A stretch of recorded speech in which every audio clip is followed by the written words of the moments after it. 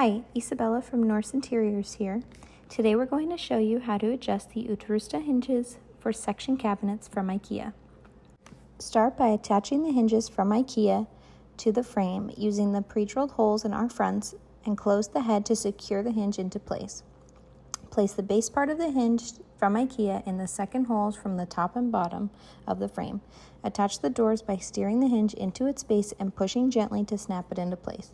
All you need for this process is a simple screwdriver, but you can use an electric drill if you'd like. When you first attach the doors, it might need a bit of adjusting to look perfect. You can see that the door corner is too far out from the side and hitting into the other door, so it won't close properly. We have to level the upper right corner of the front to the side of the cabinet frame.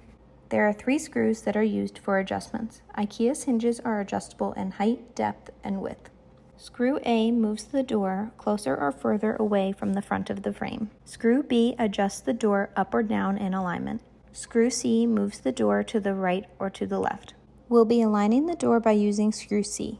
By pushing the screw further into the socket, you'll move the door to the right to align it with the side of the cabinet frame, letting it close with ease. You might need to do this a couple of times with small adjustments to achieve a perfectly level door.